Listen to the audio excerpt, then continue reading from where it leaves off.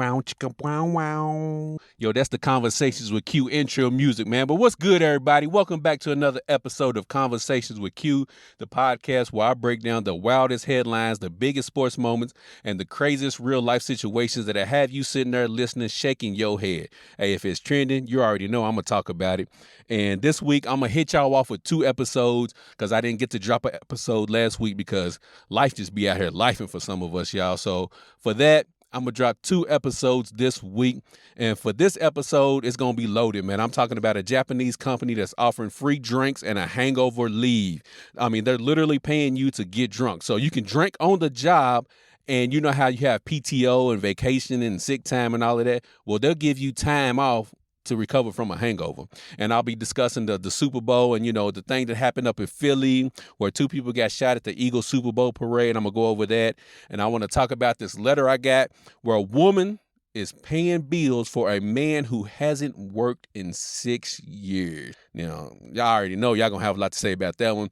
And like I said, I'm going to be recapping Super Bowl 59, breaking down Kendrick Lamar's halftime show, and talking about NBA All-Star Weekend because that shit was a shit show. And I definitely want to talk about LeBron James and what he did right before the All-Star game, well, a couple hours before the All-Star game. So buckle up because it's about to get real. Let's get into it. Now, let's talk about this Japanese company that's offering free drinks and paid hangover leave. I mean, how do you, man, this is why people say Japan and Korea and Asia, and they just so far ahead of us because they just thinking of new and creative ways to get people to apply for a job. I mean, you mean to tell me that they want their employees to get lit on the job and then give them PTO to recover from it? Man, the USA, y'all better catch up to some of these ideas out here now. But let's get into the story, right? This Japanese company offers free drinks and hangover leave to attract new talent. Now the story goes, unable to offer attractive wages, a Japanese tech company has been trying to attract new talent by offering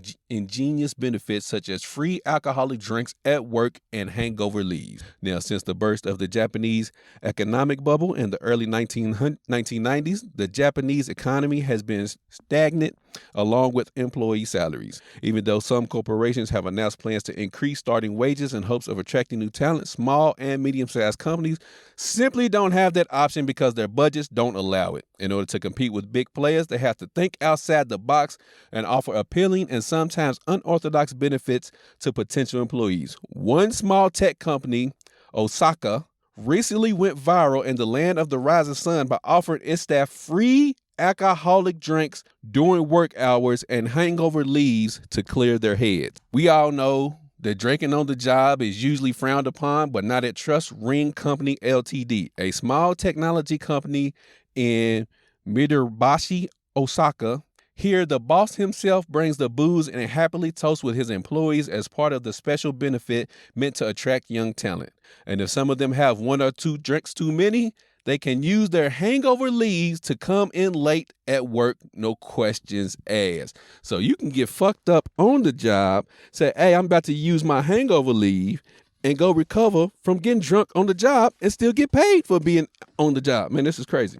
The story continues to go on. It says, because I use the hangover leave system, I can go back to work at 12 o'clock. One female employee recently told Kanasi TV, you can sleep for 2 or 3 more hours and come back to work with a clear mind. I feel like it would be more efficient. Damn, that's crazy. The CEO of Trust Ring Company Ltd. explained that he came up with these unusual benefits because he couldn't afford to pay his employees more. Trying to compete with large corporations in terms of salary was a losing battle, so he had to offer people something they valued more than money. The starting salary at their company is 222,000 yen, which already includes 20 hours of overtime pay, so it's almost a minimum wage, the boss said.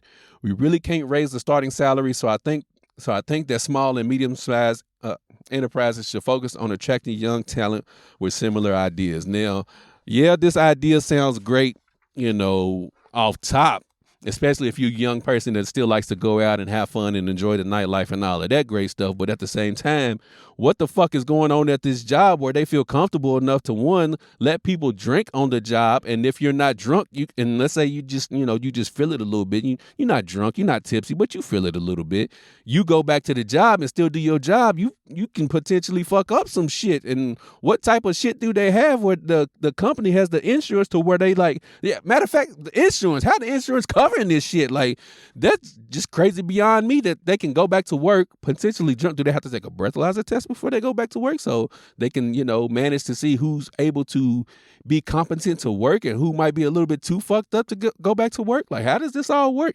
It's interesting to say the least, but you really got to ask yourself, if a company has to bribe you with alcohol just to get you in the door, what kind of a workplace is it?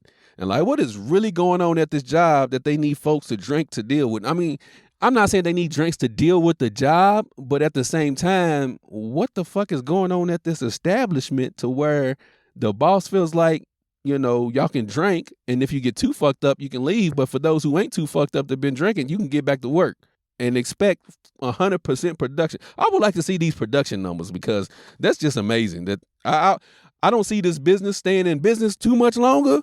But I mean, it's a great way to get people in there if you can't pay them, I guess. Now, on to some sports. Now, since I did the last episode, talking about intimacy, a couple of things went on. The Super Bowl went on, and of course, this past weekend, NBA All-Star Weekend just happened. But I'm gonna give you my recap of Super Bowl 59. If you've been living underneath a rock, I got to do this.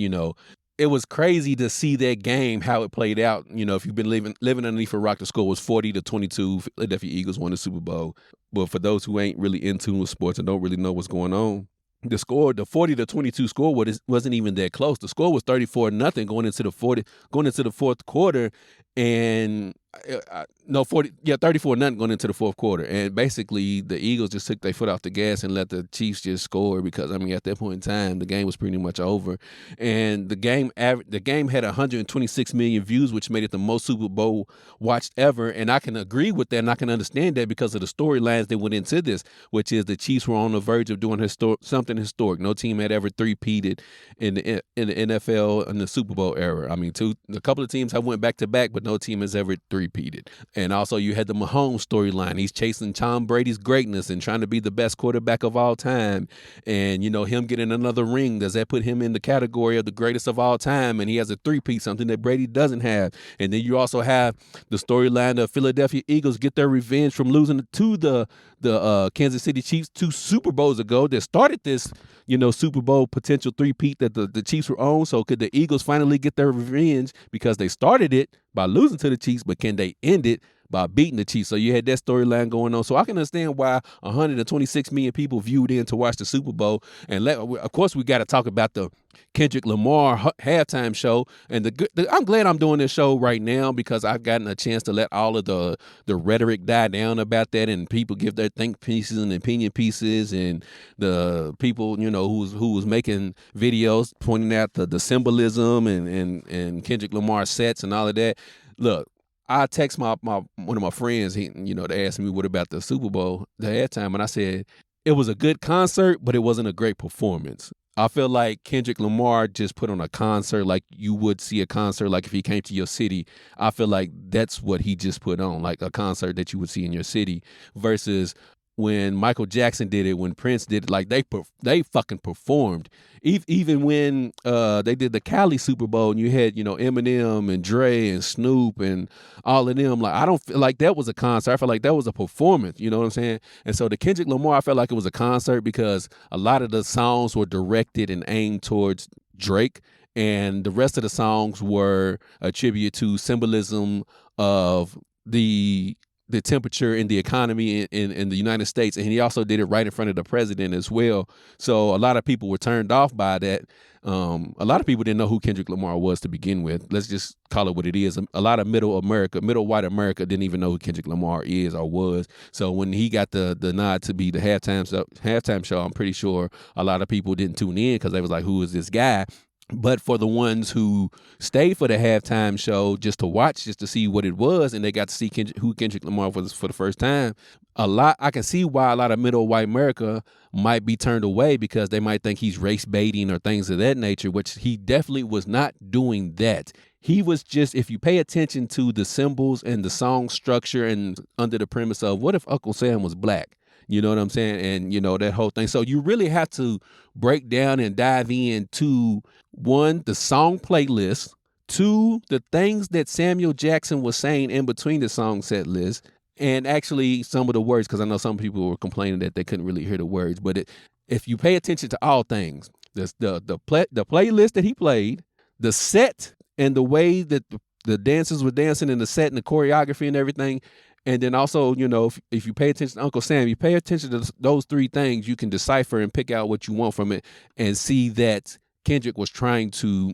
get a message across and let that message convey. I got my own personal thoughts and feelings on what the message was conveyed, but I want you to watch it and give your thoughts on what you think it was as well. But anyways, going on to NBA All-Star Weekend. I mean, NBA All-Star Weekend, look, I love the NBA, but the NBA All-Star Weekend was a bunch of bullshit. I mean, they got this new format that they're trying to convey and get out there for people to watch. And the All-Star game hasn't looked like the All-Star game for quite some time. And now if you was trying to watch the NBA All-Star game this weekend and the new format, this is what the format was. 24 NBA All-Star selections divided evenly into 3 8-player teams. 4th team is controlling Rising Suns champion. Now, right there to begin with lost me altogether, because I'm like, why are we making this shit more complicated than it has to be? Like, I get it, you're trying to gimmick it up to get more people to watch and get the views because the NBA ratings have been down and been on a decline for the last couple of years, so I get it. But this has nothing to do with NBA Commissioner Adam Silver trying to gimmick this shit up to get people to watch. This is just simply implying that the product is bad and the effort that the players give is horrible. Now, I know people going to say, oh, well, they've always played lackluster defense in the All-Star game because it's an All-Star game. Yes, you are correct. They have always, the first 3 quarters have always been just a show for the fans. Like, hey, alley-oop dunks, crossovers, crazy passes, dribbling. The first 3 quarters have always been designated for the fans, but that 4th quarter is when the players typically lock in and say, all right, I ain't trying to lose tonight. Like, what we doing here? And that's the thing that people have become frustrated with over, I'll say, the past 5 to 6 seasons of the NBA All-Star Game. You can go back further than that if you want to, but people are like, okay, we get it. Y'all trying to put on a show for the fans, but okay, at the end of the game, the score should not be 351 to 340. Like, and I'm just making that score up because that's what people are saying. Like, y'all not even trying in the 4th quarter. Y'all just doing whatever out there. It's uneventful. Nobody wants to watch this shit no more. So people are just saying the effort and intensity in the 4th quarter, although it's okay now, meaning that, outside of this past weekend, because I'll tell you, I didn't watch that shit because I was like, I'm not watching this gimmicky shit. But outside of this year, the 4th quarter, they even tried to do the Elam thing, and it just leave the game alone, incentivize the players with money that's the only thing that's going to motivate these guys are money.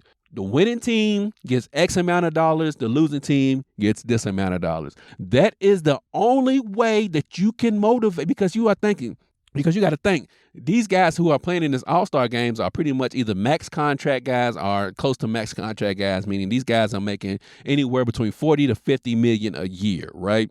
And so to come play in the All-Star game that's voted on by the fans for the starters and the rest of the team is voted on by the coaches and blah, blah, blah. And so these guys are going to make maybe, I think 250,000 is you get for the winning team. So 250,000 to a guy that's making 40, 50 million a year. Yeah, it's something, but it's also like, man, I could be better off just chilling for the All-Star break and let my body recover from playing all of these games. And then on All-Star weekend, the players are getting pulled in every direction for events and charities and speaking engagements. So they don't even get to rest and chill for All-Star break weekend. So they're like, man, is it even worth it anymore? So the only thing you can do, Adam Silver, is up that perch, $3 million per player to the winning team, 500,000 to the losing team. I bet you start seeing some motherfucking effort then. Now, from the NBA All-Star Weekend and Super Bowl, piggybacking off of that, I got to bring up the tragedy that happened when the Philadelphia Eagles were celebrating their Super Bowl victory and they were doing their parade, the Philadelphia Eagles Super Bowl celebration took a tragic turn when two people were injured by gunfire while enjoying the parade. The Philadelphia Police Department said in a statement to TMZ Sports, a 27-year-old woman and a 20-year-old woman were both shot in the lower body at around 2:35 p.m., just a few blocks from where Eagles players addressed the thousands that had gathered to soak in the team's Super Bowl victory over the Chiefs. Cops tell us both victims were transported to a nearby hospital where thankfully they're in stable condition. At this time, the PPD added no crime scene has been located and no weapon has been recovered. Police have not made any arrests and the investigation remains. Authorities urge people with information to contact the PPD. And birdbackers filled Philly streets beginning early Friday and packed roadways until the end of the festivities around 3 p.m. There was no mention of the shooting on the event's broadcast.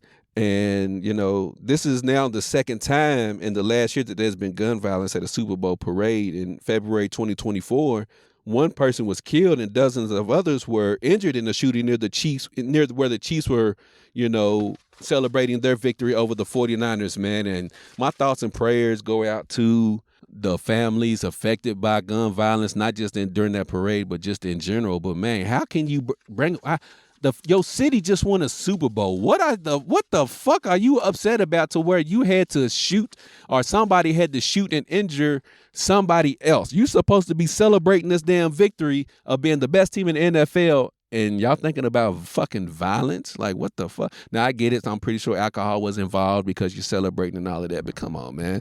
This is supposed to be a joyous time of enjoying this event. And we out here just shooting motherfuckers, man. Like, what the fuck are we doing anymore as a society? But anyways, all right, now it's time for my Dear Q segment where I'm bringing you real life problems and keep it all the way 100. And for today's story, my boyfriend hasn't worked in 6 years, so I pay the bills. Now, if you're a woman and you are listening to this right now, and I can already tell you are shaking your head and asking yourself, what in the entire fuck? And I'm shaking my head right there with you because I'm asking, what in the entire fuck? This dude here better have a platinum tongue and a platinum dangling that's 7-8 inches long, because ain't no way on this little green and blue marble we call Earth that a woman is going to allow her man to live up in her house, let her pay all the bills, and he ain't working, he ain't doing shit. Like, no, we got to get into this. Now, she says, she's happy with the relationship, but she wishes she had an equal partner, one who covered some expenses and helped out the couple's progress in life. Now, she says that she's a 32-year-old woman. She's a 32-year-old woman who has been with her boyfriend, her first and only partner, for 11 years overall. She says their relationship is healthy. He's smart, kind, supportive, caring, loyal, and funny. And she can see them getting married and living a happy life together. First and foremost, y'all been together for 11 years and he ain't made you his wife yet. Again, what in the entire fuck are we doing here? Like, y'all been together for 11 years overall. And I'm assuming that y'all been back together this last time. Y'all was together for 5 years, probably split for a little bit, and then got back together for this remaining 6 years. And the last 6 years, he said, fuck getting a job. I ain't gonna do shit. And you just sitting there like, okay, and I'm still thinking this man is going to marry you. But let me continue with this story.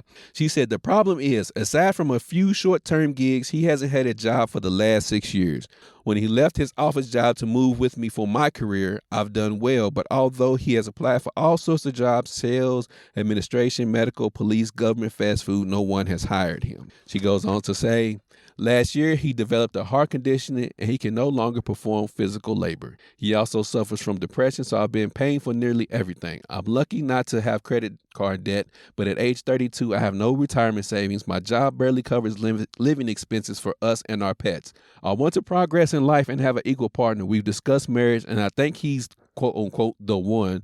But how long should I hold out hope of him finding a job? Do I just keep on hoping, or do I consider ending things and breaking both our hearts? Well, baby girl, back to what my original statement, right? Now, I get it. These are hard times, people losing jobs left and right. But there's also, since COVID, people of a certain age demographic don't like working either. They don't want to work, since COVID allowed people to see what it's like to be off of work and still trying to, function in life. And they were able to do so. So a lot of people said, you know what, fuck some work. And not to say that this guy is doing that, because she said 6 years, so he was not working even before COVID. But my thing to you, baby girl, is that you are 32, right? You're about to start a different phase of your life, okay? And in this different phase of your life, you're going to need and want the support of a partner, because you have your ideas. You're going to start to have more ideas of what a partner looks like. You stated in your letter of the things that you've wanted. And my question to you would be, how long are you going to wait until you get these things? Like, you've already waited 11 years with no proposal, right? That's crazy within itself, for you to be dating a man for 11 years with, you said you want to progress.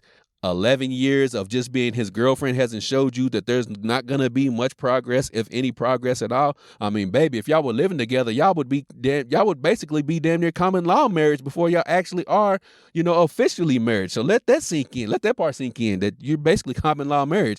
And he's probably content and okay with the way the relationship is going, because you probably have never applied pressure like, hey, are we getting married or not? Like, we've done this fucking thing. I've been with you basically my entire 20s. I'm not about to be with you in my entire 30s, still wondering if we're going to get married or not. No, it's been 11 years. You need to make a decision before you even have the conversation with him on whether, what to do about him paying bills or not. You need to figure out if you want to be with him for the rest of your life or not, because but if you decide you don't want to be with him, then it doesn't matter if he doesn't contribute, because then he needs to get up and get the fuck up out of your place.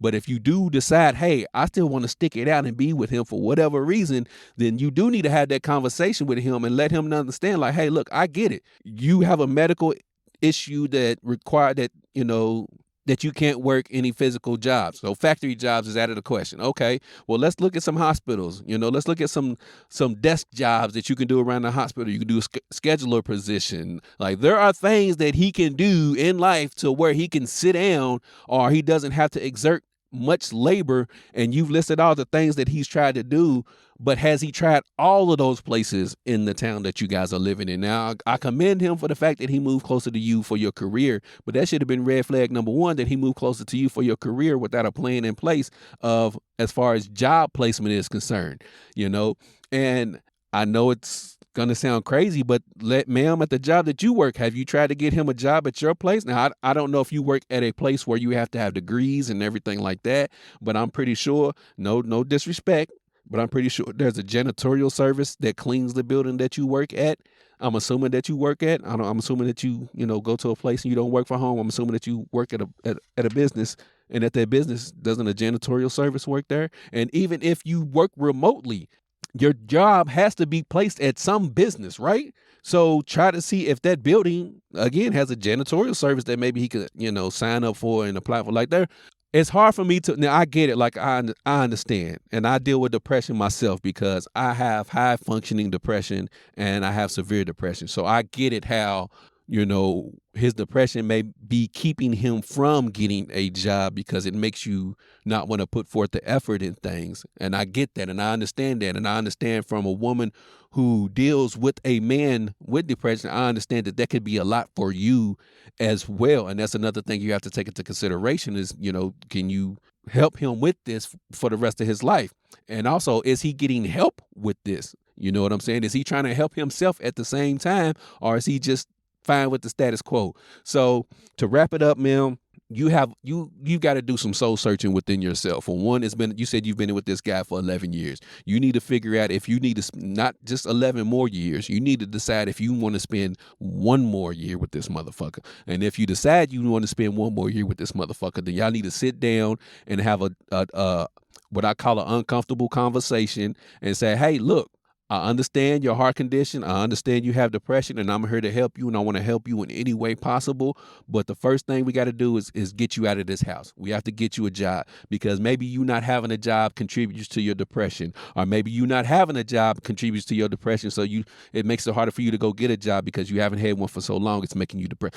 I get all of the factors involved, but you need to make a decision, ma'am, on whether you want to be with this man anymore for the rest of your life, or if you just want to call it quits and y'all go y'all separate ways, because it seems like you'll be okay. You're paying for everything by yourself already, so you're going to be just fine if he leaves. So you need to make that decision.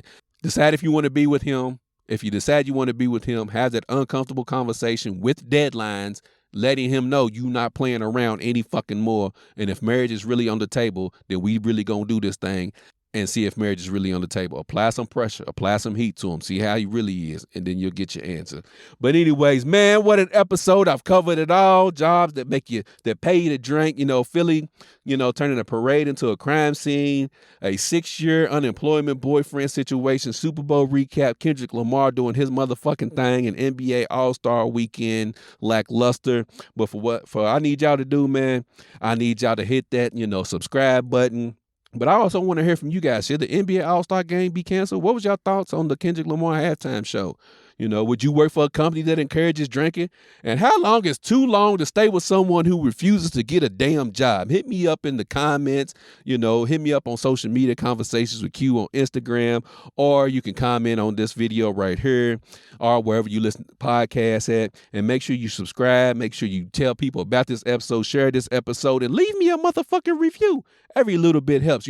The more reviews you leave me, the more algorithm I get into, and the more people will actually listen to my, episode. Help me get to 500 subscribers on YouTube and Apple Podcasts, Spotify Podcasts, and I can only do that if y'all help a brother out and share the episode and tell a friend to tell a friend. It's Black History Month. You feel me? Support a Black podcast for Black History Month. How about we do that? But anyways, until next time, keep it real, stay safe, and I'll see you on the next Conversations with Q, and always treat somebody how you want somebody to treat your mama. I'm about this thing, y'all. Peace.